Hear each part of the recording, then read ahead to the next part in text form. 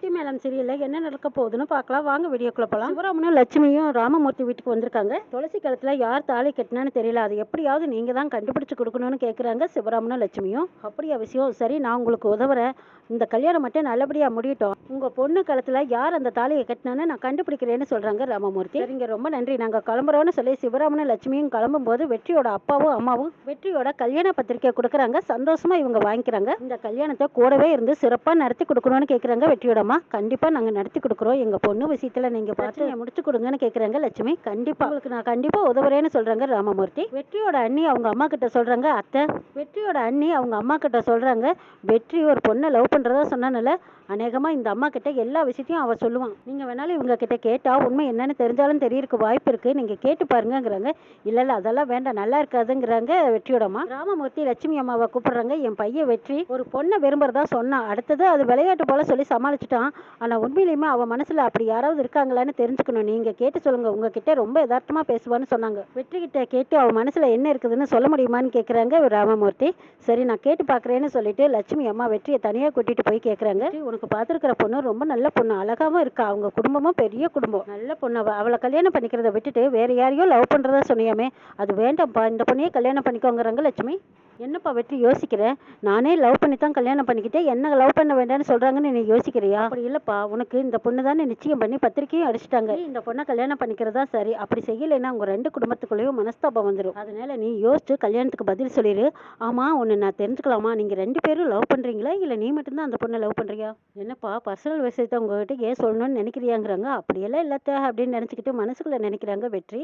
உங்க பொண்ணு துளசியை தான் நான் விரும்புறேன், ஆனா அது எப்படி சொல்றதுன்னு தான் புரியலன்னு நினைக்கிறாங்க. இல்லாமா இதை விட ஒரு நல்ல சந்தர்ப்பம் கிடைக்கவே கிடைக்காதுன்னு சொல்லலாம்னு நினைக்கிறாங்க வெற்றி. சரிப்பா நீ தயங்குற, சொல்ல வேண்டாம், இங்க பாரு காதலிச்சு கல்யாணம் பண்ணிக்கிட்ட நான் சொல்றேன்ப்பா, இறந்தது ரொம்ப அதிகம், அதனால வீட்டுல சொல்ற பொண்ணை கல்யாணம் பண்ணிக்கிட்டு சந்தோஷமா இருப்பா வெற்றி, பெரிய இடத்து பையன், இதுதான்ப்பா உனக்கு நல்லது, வேறொரு பொண்ணை கல்யாணம் பண்ணிக்கிட்டு வந்து நின்னாலும் நிறைய எதிர்ப்புகளை சந்திக்க வேண்டியதா இருக்கும், பிரச்சனையும் சந்திக்க வேணும், இதெல்லாம் தேவையில்லாத வேலைப்பா, உன் மனசுல என்ன இருந்தாலும் சரி அதையெல்லாம் தூக்கி தூர போட்டுட்டு அப்பா அம்மா சொல்றபடி நடந்துக்கோ, அதுதான்ப்பா உனக்கு நல்லது, எல்லாத்துக்குமே நல்லது, நீ நல்லா யோசின்னு சொல்லிட்டு லட்சுமி அம்மா போறாங்க. லட்சுமி சிவராமனும் வீட்டுக்கு வந்ததுக்கு அப்புறமா ரகு எங்க போயிட்டு வந்தீங்கன்னு கேக்குறாங்க. நாங்க வேற எங்கப்பா போக போறோம், சம்மதி வீட்டுல போய் இந்த துளசி விஷயத்தை பத்தி ஏதாவது உதவி கிடைக்குமான்னு கேட்டுட்டு வந்தோங்கிறாங்க. அம்மா இது 4 பேர்த்துக்கிட்ட சொல்ற விஷயமா, நான் பொண்ணு எடுத்திருக்கிற வீட்டுல போய் என் பொண்ணு கழுத்துல எவனோ தாலி கட்டிட்டான்னு போய் சொல்லிட்டு வந்திருக்கீங்கன்னு கேசவன் கோவப்படுறாரு. உன் மாமனார்கிட்ட போய் உதவி கேட்டது உனக்கு கஷ்டமா இருக்கான்னு கேக்குறாங்க. வேணா உதவியெல்லாம் வேண்டான்னு நான் சொல்லிடுறேங்கிறாங்க.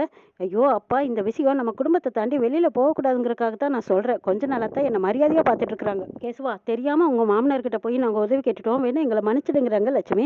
ஐயோ அத்தை என்னத்தை நீங்க பேசுறீங்க, எல்லாம் பெருசா எடுத்துக்காதீங்க, சொந்த பந்தம்னு எதுக்கு இருக்கிறது, எங்க அப்பா கிட்ட போய் உதவி கேட்டதுல எந்த தப்புமே இல்லைன்னு சொல்றாங்க தீபா. தீபா நீ முதல்ல வாய மூடு, உனக்கு அம்மா அப்பா கிட்ட சொல்றது முக்கியமா இல்ல என்னோட கௌரவம் முக்கியமா, நீ எதுவும் பேசாத, குறுக்க பேசாத அப்படின்னு சொல்லி அதட்டுறாங்க கேசவன். சரி அப்படித்தான் என் மாமனார் வீட்டுக்கு போனீங்கல்ல, போகும்போது என்கிட்ட ஒரு வார்த்தை சொல்லிட்டு போனீங்களான்னு கேக்குறாங்க. சரி அவனை விடுங்க, ஆமா நீங்க போய் உதவி கேட்டீங்கல்ல அதுக்கு அவங்க என்ன சொன்னாங்கன்னு கேக்குறாங்க ரகு. அவங்க கிட்ட செல்வாக்கு இருக்கு, யார் அந்த கேடின்னு கண்டுபிடிச்சு தரேன்னு சொல்லிட்டாங்களான்னு கேக்குறாங்க. இல்லடா ரகு, கல்யாணம் வச்சிருக்காங்கல்ல, அந்த கல்யாணம் முடிஞ்சதுக்கு அப்புறமா தேடி கண்டுபிடிக்கிறேன்னு சொல்லியிருக்காங்கிறாங்க லட்சுமி. ஆமா கல்யாணத்துக்கு இன்னும் எவ்வளவு நாள் இருக்குதுன்னு கேட்கும், 1 வாரம் இருக்குங்கிறாங்க. சாதாரண நாள்ல போய் சொல்லியிருந்தாவே ஒரு 4 பேருக்கு தெரியும், இப்ப கல்யாணம் வச்ச நாள்ல போய் சொல்லியிருந்தீங்கன்னா ஊர் உலகத்துக்கே தெரிஞ்சிருக்கும் போங்க. அதை கேள்விப்பட்டதுக்கு அப்புறமா 4 பேர் வீட்டுல வந்து துக்கம் விசாரிக்கிற மாதிரி வந்து விசாரிச்சுட்டு போவாங்க, அதுக்கு நாம தான் பதில் சொல்லிட்டு இருக்கோம் அப்படித்தானே அப்படின்னு கேசவன் ஒரு பக்கம் பேசிட்டு இருக்காங்க. அடடா டேய், இந்த விஷயத்துல மட்டும் அண்ணனும் தம்பியும் ஒத்துமையா இருங்கடாங்கிறாங்க பாட்டி. ஏண்டா ஏடா கூடமா பேசிட்டு இருக்கிறீங்க, அப்பா அம்மா இப்படி கஷ்டத்துல இருக்காங்களேன்னு உங்களுக்கு கொஞ்சம் கூட கவலை இல்லையான்னு கேக்குறாங்க பாட்டி. என்ன பட்டா இவங்க பண்றது எதுவுமே எனக்கு பிடிக்கல தெரியுமா, நம்ம ஒவ்வொரு நிமிஷமும் தாமதிக்க வரைக்கும் துளசியோட வாழ்க்கைக்கு தான் ஆபத்து, துளசி கழுத்துல இருக்கிறது வெறும் கயிறு தானே, அதுக்கு எதுக்கு இவ்வளவு ரிஸ்க் எடுத்துக்கிறேன்னு தான் எனக்கு புரியவே இல்லை, கலட்டி அதை வீசி எறிஞ்சிட்டு பேசின மாப்பிளைக்கு கல்யாணத்தை முடிக்க வேண்டியதானே, அப்படி நீங்க எதுவும் செய்யலைன்னா கடைசி வரைக்கும் துளசியை நீங்க வீட்டோடவே வச்சுக்க வேண்டியதான்னு சொல்றாங்க ரகு. அவர் பேசுனதை கேட்டதும் லட்சுமி அம்மாவுக்கு கோவம் வந்துருது. எல்லா விஷயத்திலயும் எடுத்தோம் கவுத்தோன்னு முடிவெடுக்க முடியாது, அப்புறம் எல்லாமே தப்பா போயிருண்டா. ஏமா என்னம்மா தப்பாயிரும், ஏமா காலில் ஒரு அசிங்கத்தை மிதிச்சுட்டா அதை கழுவிட்டு உள்ள வருவோமா இல்ல அப்படியே உள்ள வருவோமா? ரகு கேட்கிற கேள்விக்கு பதில் சொல்ல முடியாம நிக்கிறாங்க லட்சுமி. அண்ணன் சொல்றதாமா கரெக்ட், தாலியை கட்டிட்டாங்கிறக்கோசரம் அந்த தாலியவே பார்த்துட்டு இருந்தா எப்படி, அதை கழட்டி வீசிட்டு நம்ம பார்த்த மாப்பிளைக்கு கழுத்தை நீட்டி கல்யாணத்தை பண்ணிட வேண்டியதானுங்கிறாங்க கேசவா. அவரும் அப்பப்போ போன் பண்ணி கல்யாண தேதியை சொல்லுங்கன்னு கேட்டுட்டே இருக்காரு. சிவராமனுக்கு கோவம் வந்துருது. என்னடா நினைச்சிட்டு இருக்கிறீங்க, கடமையை கழிக்கணுங்கிறதுக்காக இப்படி பேசிட்டு இருக்கிறீங்களா, என் பொண்ணுக்கு எந்த நேரத்துல எப்ப கல்யாணம் பண்ணணும்னு எனக்கு தெரியும்டா, ஆனா என் பொண்ணுக்காக எப்பவும் உங்ககிட்ட வந்து நான் உதவின்னு நிக்க மாட்டேன்டா, துளசியோட விஷயம் விஷயத்தை பொறுத்த வரைக்கும் நீங்க எந்த கருத்துமே சொல்ல வேண்டாம், சொல்றது புரிஞ்சுதா அப்படின்னு சொல்லிட்டு சிவராமன் லட்சுமி அங்கிருந்து போறாங்க. இவங்க எல்லாரும் பேசிக்கிட்டு இருந்ததை கேட்டு துளசி அலன்னு அழுதுகிட்டு இருக்காங்க. பார்த்தா திவ்யாவும் கோவத்துல வந்து உட்காந்துருக்காங்க. அப்ப அவங்க அப்பா வந்து சமாதானம் பண்ணிட்டு இருக்காங்க. என்னம்மா திவ்யா, நீ ஆசைப்பட்ட மாதிரியே பத்திரிக்கையெல்லாம் மாப்பிள்ளை வீட்டுக்கும் கொடுத்துட்டு வந்தாச்சு, அப்புறம் எதுக்காக என் செல்லம் கோவமா இருக்கு? செல்லத்துக்கு இன்னும் 10 நாள்ல கல்யாணம், அப்ப எதுக்கு இன்னும் கோவமா இருக்கேன்னு கேக்குறாங்க. இருக்கட்டும் பாங்குறாங்க. திவ்யாமா இப்படி கோவமா இருக்க, காரணத்தை சொல்லு, என்னாச்சு உனக்குன்னு கேக்குறாங்க. அந்த வெற்றியை பாத்தீங்களா, அவரு கொஞ்சம் கூட சந்தோஷமாவே இல்ல, டல்லாவே இருக்காரும்பா. அவருக்கு இந்த கல்யாணத்துல விருப்பம் இருக்கிற மாதிரி தெரியலப்பாங்கிறாங்க. என்னம்மா இப்படி எல்லாம் பேசிட்டு இருக்க, அவருக்கு விருப்பம் இல்லாமையா இந்த கல்யாணத்தை இவ்வளவு பிரம்மாண்டமா ஏற்பாடு பண்ணிருப்பாங்க? அவர் மேல சந்தேகமா இருக்கு. போன் பண்ண எடுக்க மாட்டேங்கிறாங்க, மெசேஜ் பண்ணாலும் ரிப்ளை பண்ண மாட்டேங்கிறாருப்பா. அவடவெல்லாம் பழகி பழக்கம் இல்ல போல இருக்குன்னு எனக்கு நானே சமாதானம் பண்ணிக்கிட்டேன்ப்பா. அதையும் தாண்டி இன்னொரு ஆப்ஷன் இருக்கு. ஒருவேளை இவர் இன்னொரு பொண்ணை லவ் பண்றவங்க கூட இப்படித்தான்ப்பா இருப்பாங்க. என்னம்மா நீ இப்படி எல்லாம் பேசிட்டு இருக்கிற, அப்படியெல்லாம் இருக்காதுன்னு சொல்றாங்க திவ்யாவோடப்பா. இல்லப்பா, அவரோட மனசுல வேற எந்த பொண்ணும் இருக்காதுன்னு எனக்கு சந்தேகமாவே இருக்கு. இதை பத்தி நான் அவர்கிட்டயே கேட்க போறேங்கிறாங்க திவ்யா. என்னம்மா திவ்யா, இதை பத்தி எல்லாம் நீ போய் அவர்கிட்ட கேட்கலாமா? எலெக்ஷன் வேற நெருங்கிட்டு இருக்கு, அரசியல்வாதி பையன் வேற, விஷயத்துல அவர் கவனம் செலுத்துறதுனால கூட உங்ககிட்ட பேசாம கூட இருந்திருக்கலாமல்ல. கல்யாணத்துக்கு அப்புறம் இதெல்லாம் சரியா போயிடும், நீ எதுக்கு தேவையில்லாம அவர் மேல சந்தேகப்படுறேன்னு கேக்குறாங்க. பாருமா திவ்யா, தொகுதியில எப்பவுமே சுறுசுறுப்பா ஓடிக்கிட்டே இருக்கிற பையன், அவங்கிட்ட அப்படியெல்லாம் ஒரு கெட்ட பழக்கமெல்லாம் இருக்க வாய்ப்பே கிடையாது, நீ அப்படியெல்லாம் அவன் பேர்ல சந்தேகப்படாதுன்னு சொல்றாங்க திவ்யாவோடப்பா. இன்னும் 10 நாளையில கல்யாணம் முடிஞ்சா அவன் உன் புருஷன், இதெல்லாம் சரியா போயிடும் விடுமானுங்கிறாங்க. உங்க அம்மாவும் இப்படிதான் நினைச்சிட்டு இருந்தா, கல்யாணத்துக்கு முன்னத்த நாள் வரைக்கும் நான் அரசியல்னே ஓடிட்டு இருந்தேன்னா உங்க அம்மா கிட்ட நான் சரியா கூட பேச கொடுக்கவே இல்லை. மாப்பிள்ளை யாரையோ காதலிப்பார் போல இருக்குன்னு நினைச்சுக்கிட்டு உங்க அம்மா ஓன்னு அழுக ஆரம்பிச்சுட்டா தெரியுமா? வேணா உங்க அம்மா கிட்ட கேட்டு பாருங்கிறாங்க. கல்யாணத்துக்கு அப்புறம் தான் நான் குடும்பத்தையே பார்க்க ஆரம்பிச்சேன் தெரியுமா?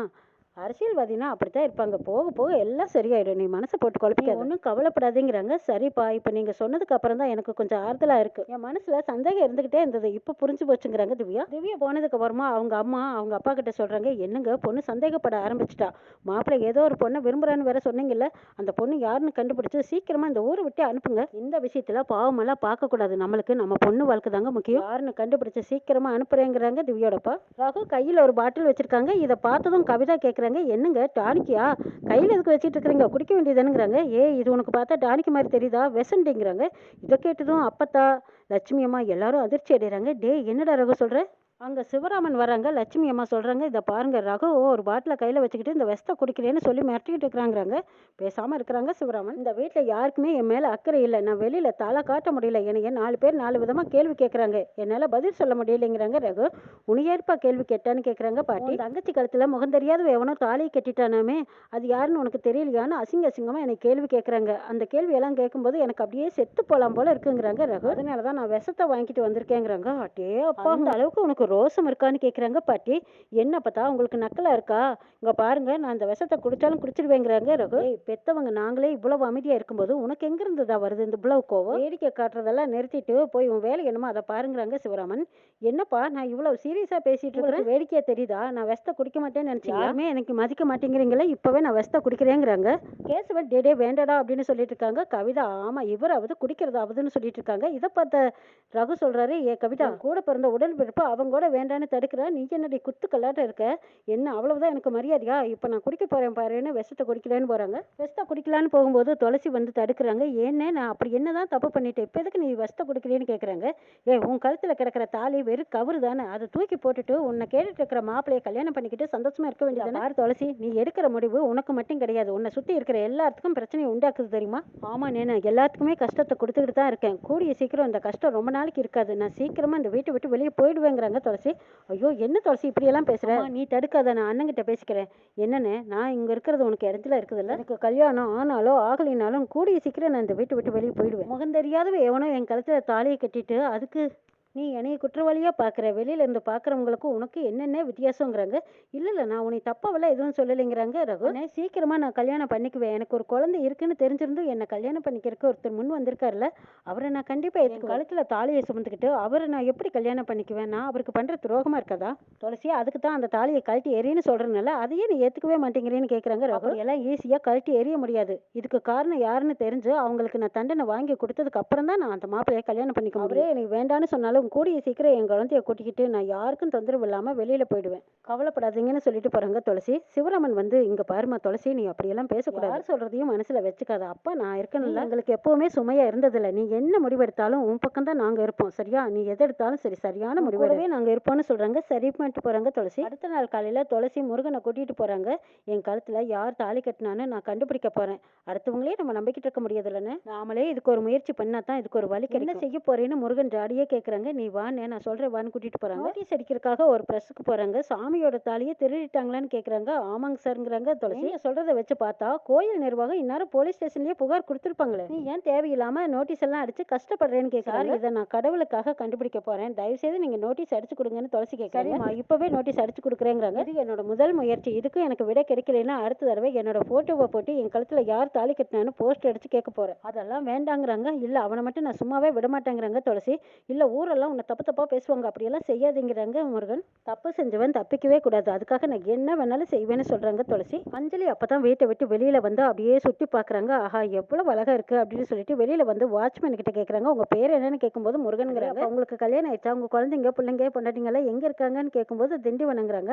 ஆமாம், ஒரே இடத்துல உட்காந்துருந்தா உங்களுக்கு போர் அடிக்காதா? இருந்து பழகிடுச்சுமாங்கிறாங்க. அப்படியா, இனிமேலாம் நீங்கள் அப்படி இருக்க வேண்டியதில்லை, என்ன ஹெல்ப் வேணாலும் நீங்கள் என்கிட்ட கேளுங்க, என்கிட்ட என்ன வேணாலும் பேசலாங்கிறாங்க துளசி. சரிங்கிறாங்க. என்னோட ஹஸ்பண்டை பற்றி சொல்லுங்க, அவர் எப்படிப்பட்டவர்னு கேட்குறாங்க.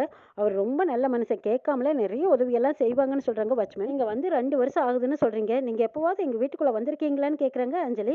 எப்போவாவது வேலை இருந்தால் வருவேங்கிறாங்க. அப்படியா, சரி, எங்கள் வீட்டை பற்றி உங்களுக்கு ஏதாவது தெரிஞ்சிருக்க வாய்ப்பு இருக்குது. ஒரு ரூம் மட்டும் ரொம்ப நாளாக பூட்டி இருக்கு, அப்பப்போ சத்தம் வருது, அது என்னன்னு தெரியல. அந்த ரூம் சாவி உங்களுக்கு எங்கே இருக்குன்னு தெரியுமான்னு கேட்குறாங்க. எனக்கு அதெல்லாம் தெரியாது, வீட்டுக்காரன் தான் இருக்கீங்களான்னு கேட்குறாங்க வாட்ச்மேன். ஆமாம், நாங்கள் 2 பேரும் தான் இருக்கோம், க்ளீன் பண்ணுறதுக்கு ஆள் வருவாங்கன்னு சொல்கிறாங்க அஞ்சலி. அப்படியெல்லாம் யாரும் வந்த மாதிரி எனக்கு தெரியலைங்கிறாங்க வாட்ச்மேன். உடனே அஞ்சலிக்கு சந்தேகம் வருது. என்னென்ன சொல்கிறீங்க, வீட்டுக்கு வந்தவங்கள நீங்கள் பார்த்ததே இல்லையா? இல்லைம்மா, எனக்கு தெரிஞ்ச மகேஷ் சார் மட்டும்தான் போவார் வருவார்.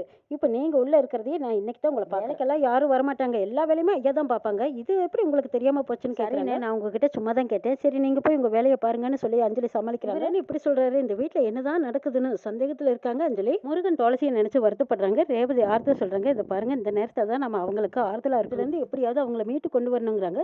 முருகன் ஏதோ சொல்கிறாங்க. அப்போ அந்த சின்ன பையன் சொல்கிறாரு, இதை பாருங்க மாமா, நம்மளுக்கு சோதனை கொடுக்குறாருன்னா அதுலேருந்து நம்மளுக்கு ஒரு நல்லது தான் நடக்கும், கவலைப்படாதீங்க. மணி தாலி கட்டினது யாருன்னே தெரியாமல் எப்படிடா நல்லது நடக்கும்? அன்னைக்கு எல்லாரும் கோயிலில் தங்கும்போது அம்மா சொன்னாங்கல்ல, அவன் வந்த அன்னைக்கு அந்த கோயிலில் எந்த திருட்டும் நடக்கல, எந்த அசம்பாவிதம் நடக்கல. அப்போ அவன் வந்துட்டு போயிருக்கானா, நிச்சயமா அவன் தானே அந்த வேலையை பார்த்துருக்கணுங்கிற. நாளைக்கு முன்னாடி அந்த ஆள் தான் அம்மா கிட்ட பூ வாங்க வந்திருக்காங்க. அம்மா கண்டுபிடிச்சிட்டாங்க. ஆனால் லட்சுமி அம்மா பார்த்துட்டு அவங்க அப்படியெல்லாம் இல்லைன்னு சொல்லி காப்பாற்றி விட்டுட்டாங்க. அம்மா பார்த்தாங்களான்னு கேட்குறாங்க. அம்மானால எப்படிங்க பார்க்க முடியும்? ஆள் யாருன்னு எனக்கும் தெரியாது, ஆனால் என்னைக்காவது ஒரு நாள் மாட்டுவாங்கிற நம்பிக்கையில் இருக்காங்க ரேவதி. இங்கே துளசி எல்லாத்துக்கும் நோட்டீஸ் கொடுத்துட்டு இருக்கிறாங்க. சாமி கழுத்தில் இருந்த தாலி காணாமல் போயிடுச்சு, யாராவது கண்டுபிடிச்சிருந்தீங்கன்னா எனக்கு ஃபோன் பண்ணி சொல்லுங்கன்னு சொல்லி கொடுக்குறாங்க. வெற்றியோட ஃப்ரெண்ட் அங்கே வந்து என்ன நோட்டீஸ் எல்லாம் கொடுக்குறீங்கன்னு கேட்குறாங்க. ஆமாம், கோயிலில் சாமி தாலி காணாமல் போச்சுல்ல, அதை கண்டுபிடிச்சு கொடுக்க சொல்லி தான் நான் நோட்டீஸ் எடுத்திருக்கேன். உங்களுக்கு ஏதாவது தகவல் தெரிஞ்சா எனக்கு ஃபோன் பண்ணி சொல்லுங்கன்னு சொல்லிட்டு வெற்றியோட ஃப்ரெண்டு வெற்றிகிட்ட வந்து சொல்கிறாங்க. இப்படியே நாளைக்கு நாளானிக்குன்னு சொல்லிட்டே இருந்தேன்னா திவ்யா தான் உனக்கு கல்யாணம் பண்ணி வைப்பாங்க தலைவர். துளசி என்னை கோயிலுக்கு முன்னாடி இந்த நோட்டீஸை எல்லாருக்கிட்டையும் கொடுக்குறாங்கன்னு சொல்லி கொடுக்குறாங்க. அந்த நோட்டீஸை பார்க்குறாங்க. வெற்றி என்னை ரொம்பவே கஷ்டப்படுத்துறேங்கிறாங்க. ஆமாம், சீக்கிரமா விஷயத்தை வெளியில சொல்லி காரியத்தை நல்லபடியாக முடிச்சிடும். விஷயத்தை பற்றி கொஞ்சம் வசியாக பேசினாவே குடும்பம் உடஞ்சிடும். எங்கள் அக்கா விஷயத்திலேயே எல்லாரும் நொந்து போய் கிடக்குறாங்க. மச்சானுக்கு இப்போ தான் கொஞ்சம் மரியாதை இருக்குது, ஆனால் எங்கள் அக்கா கொடுத்த காயத்தை எங்கள் வீட்டில் நானும் கொடுத்தேன்னா தாங்கிக்கவே மாட்டாங்க, என்ன செய்கிறதுனே புரியலைங்கிறாங்க வெற்றி. பாவம் அண்ணி, அவங்கள ரொம்ப கஷ்டப்படுத்தாதீங்கிறாங்க. சரி, அந்த ஹாஸ்டல் எங்கேன்னு கேட்குறாங்க. அது என் வீட்டில் பத்திரமா இருக்குங்கிறாங்க. சரி, யாருக்கு நிலையும் பற்ற போது பார்த்து பாதுகாப்பாக வச்சுக்கோன்னு சொல்கிறாங்க வெற்றி. பாவம் அண்ணி, அவங்க கழுத்தில் யார் தாலி கட்டினாங்கன்னு விடாமுயற்சியாக தேடிட்டு இருக்காங்கன்னு சொல்கிறாங்க. இதை கேட்டு வெற்றியை மறைக்கிறதா உண்மையை சொல்லி துளசி கூட வாழலாமான்னு யோசிக்கிறாங்க. என்ன நடக்குதுன்னு நாளை சொல்ல பார்க்கலாம்.